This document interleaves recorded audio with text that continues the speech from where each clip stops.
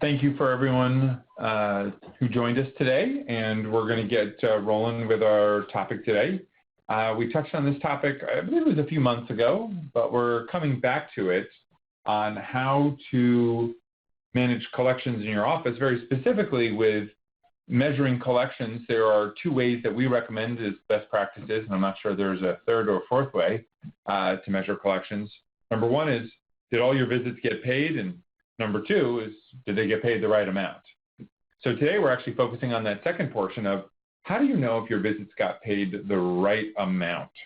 So that'll be our topic of discussion, and we're going to make some disclaimers here right at the beginning. Is the right amount is specific when it comes to all the insurance companies that you're in network with, and a little more of a guesstimate when we're talking about all of the payers that are out of network.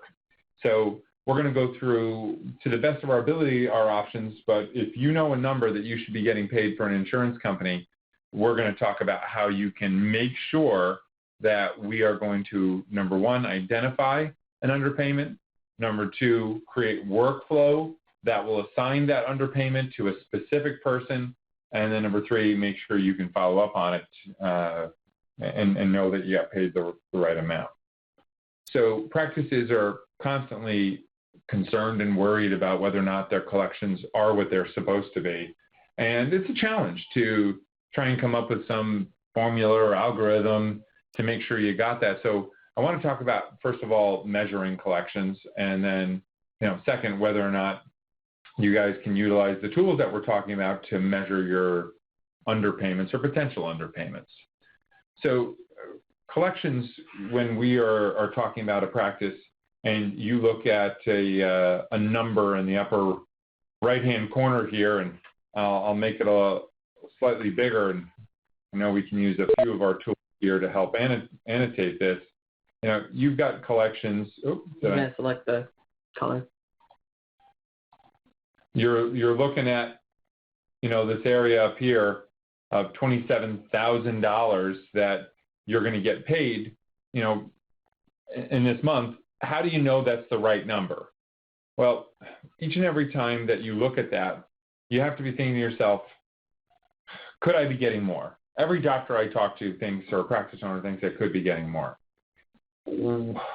If all of your visits have been paid and you check out that every single one of your dates of service has had a payment posted to it, the next logical question is, how do I know that that got paid the right amount?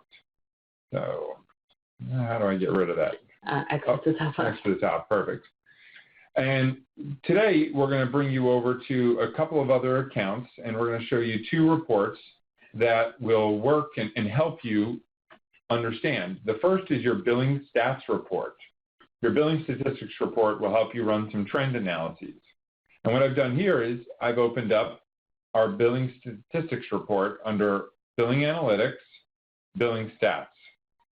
And the first thing I've done is selected a date range. For this particular report, I selected all the way from January 1st to December 31st of 2015, so looking at the entire calendar year.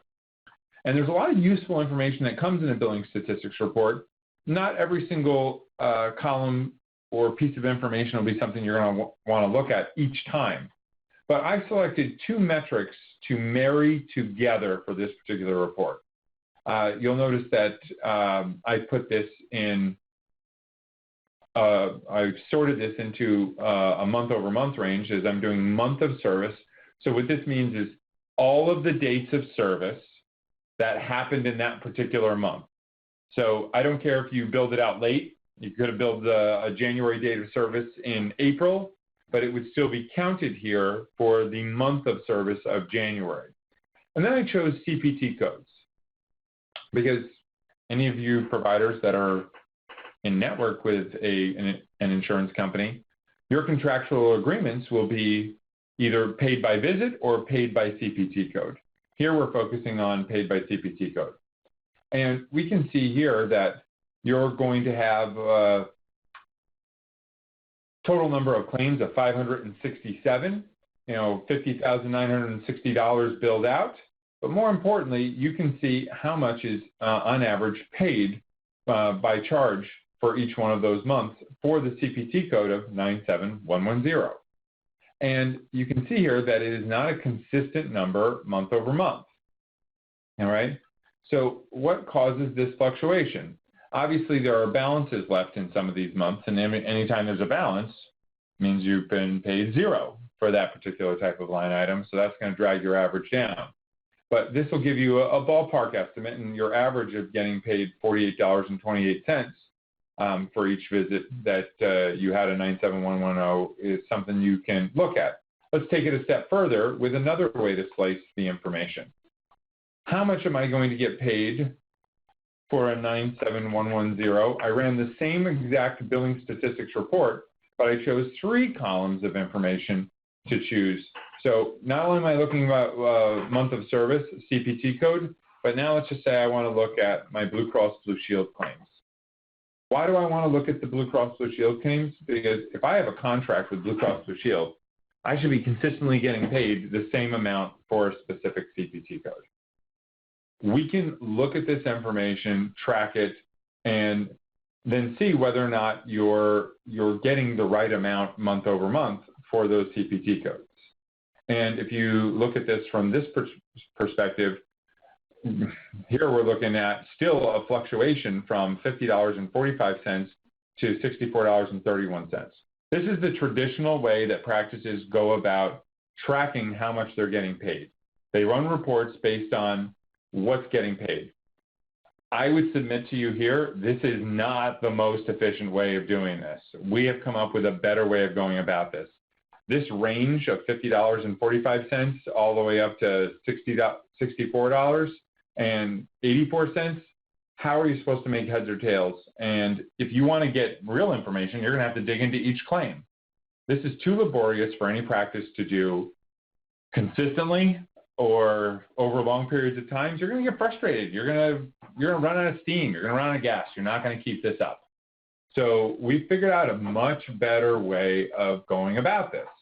Because running again, I can't speak for any other system, but we do have people that transfer over from other systems, and they do have these very manual ways of going about things. And yeah, we can get this information for you. However, we took a snapshot of some real data from one of our practices. And so in this particular case, we're going to look at that. Just from a demo perspective, we didn't want to include real practice information, and we wanted to give you an exact idea of what type of information and how we as a company can partner with you as our clients or anybody who's considering us to make sure that we take care of avoiding any underpayments and making sure your visits get paid the right amount, not necessarily in real time, but we can identify an underpayment immediately. So we're going to walk you through this tool that we have, and we can show you how to access it on our demo account, but here is some real information for a real practice that just so happens to be here in New Jersey, and this is run for the last few months for them. Jess, do you mind walking them through what this means and how they can utilize it? Sure. So what this report is going to show you is the allowed amounts that you have been given back from insurance. It is broken down by the rendering practitioner, which we actually have cut off on the screen. But then for each rendering practitioner, you have the CPT, the payer, and how many units were billed out during the date range. There is a date range down at the bottom. We can do 90 days at a time. Right now, we're only doing a month, but it does go up to 90 days.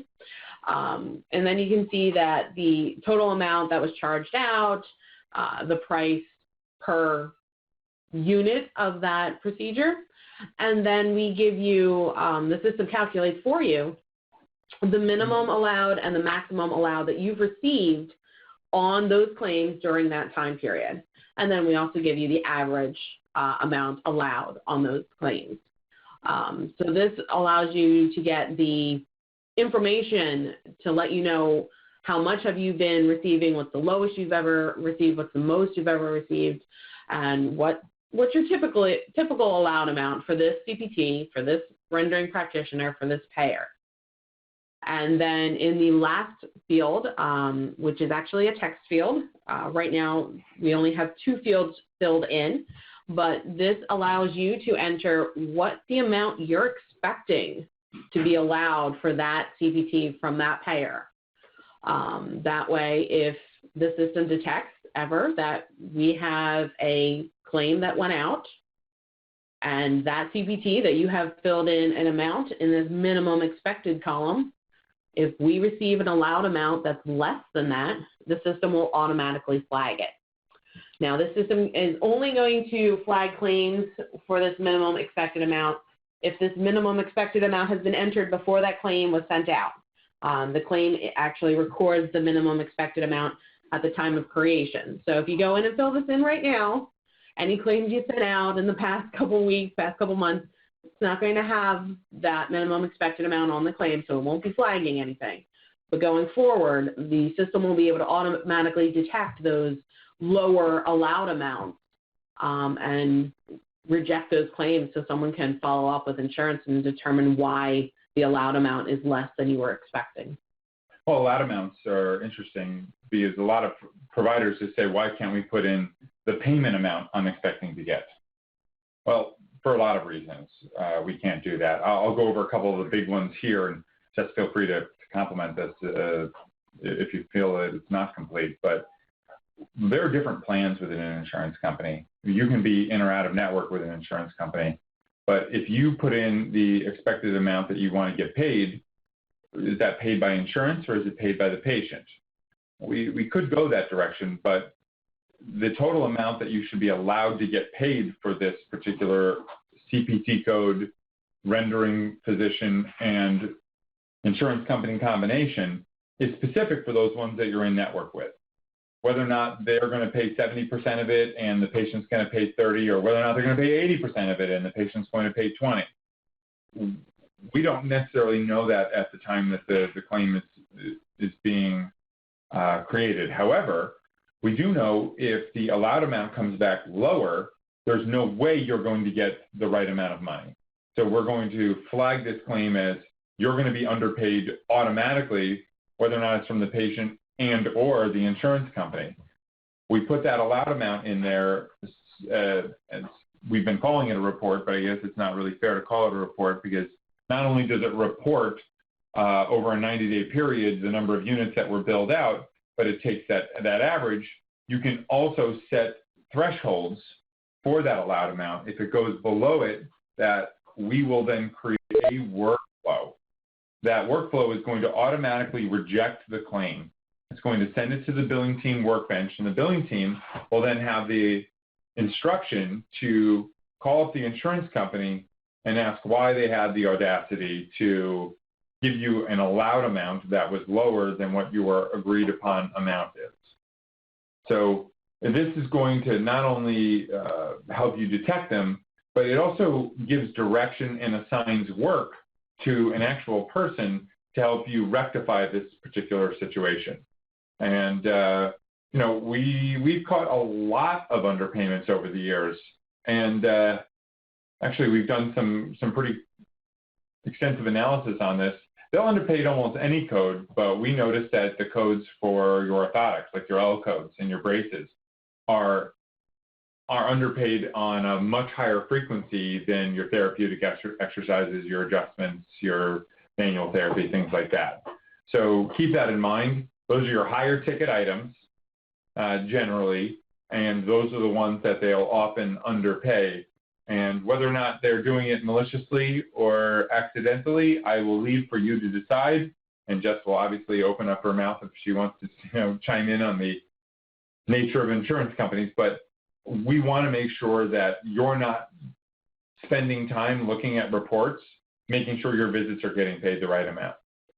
Especially if you're in network, we can take your contractual amounts, enter them in here for the payer CPT code physician combinations, and have the system do the work for you. That way, when you look at the reports, you simply get a confirmation that you're getting paid the right amount. Or if you don't see that confirmation, you'll be able to see the fruits of the labor of our team who is going after the insurance company, making sure that they're not going to get away with the underpayments. But that brings us to the next point, and that is, can I use this for my out-of-network payments? Well, there are two answers to that, and I'm going to be really definitive here. I feel like I'm running for office. Yes and no. If you accept allowed amounts and you send claims out where you're going to accept allowed amounts, the answer is yes. If you're not accepting allowed amounts, then really whatever you're billing the patient, you expect to billing the insurance company, whatever the payment you receive from the insurance company, the expectation is that you're going to balance bill your patient. You can put an amount in here even if you're out of network. If you're consistently getting paid, $50 for your 98943 out of network from Blue Cross Blue Shield, and you want to make sure you get flagged on anything below that amount, you can put that in there even for your out of network claims, and it will flag it if that allowed amount drops below $50, asking the question, hey, you've done this before, what changed now? Why did you reduce my allowed amount on my out of network claims now? So that answer, yes and no, again, recapping, yes, exactly for your out-of-network claims where you're accepting allowed amounts, no and yes for your out-of-network claims where you're not. If you don't have a high volume, it may not make sense to put that allowed amount in there, but if you have a high volume and you know what the allowed amounts should be, we can still enter that in there and equip you guys to detect underpayments for your out-of-network claims. So really this tool is out there, and I'll show everyone how to get to it at this point. So, not that one. Yeah, you'll head over to Reports, Billing Analytics. I'll just make this a little bigger. Reports, Billing Analytics, and your payer allowed amount. And you'll have to put in a date range. And this is a dummy account, so we're not going to have any data in here. So you'll put this in, and if you did have line items in here, you could sort, filter. You can also export to Excel, should you want to, by clicking in the lower left-hand corner for what looks like an Excel spreadsheet. It'll put it in a CSV value for you to enter into either Google Sheets, Excel, any sort of spreadsheet program. So to recap, underpayments are going to happen. If they haven't happened to you already, they're going to happen to you in the future. We record at least a 5 to 7% catch rate on underpayments. Sometimes there are false positives. False positives will happen, especially if there's some odd plan that comes in for an insurance company that isn't mapped. We will sometimes flag a claim. However, most of the time, it's really an underpayment, and we really need to figure out why. And I suggest that we get aggressive as possible with this, because the second an insurance company sees that you're not paying attention is where they can really take advantage. And that's today's topic. I'll open it up to any sort of questions you guys have. Feel free to type them in on how you can utilize this type of tool in your practice. Yeah, so on the left-hand side of your screen, you should see a chat box. If you cannot see it, there's a button up at the top that will say Show Chat, and there will be a text box down at the bottom where you can enter any of your questions. We had a couple conversations about some J codes. We've got a lot of our practices that are doing trigger point injections, and the J code for one type of drug is different than J code for another type of drug. Mm-hmm. And when they're so different in one aspect, because you're performing the same exact procedure for all of your different patients, but they've got very different insurance companies. And Blue Cross Blue Shield will pay $200 per unit, but Aetna will only pay $35. So it's not like these things are uniform across the board where they're all getting paid about the same amount. Somebody puts an allowed amount in there of $35 on your one where you expect 200, and you're missing out on a lot of money. So we have to get really specific with these things, and we see it happen with the higher ticket items all the time. So we'll keep this open for a few more minutes. Anybody's welcome to type in or ask any question about pretty much any topic right now. We're happy to help. We've updated the rejection notices as well to be more specific here recently to the teams with better instructions so that they know exactly what to do. We're actually working on a help page for the underpayments right now. All right. All right, guys, if there are no other questions, we'll end for today, and we will be back next week. Thank you so much.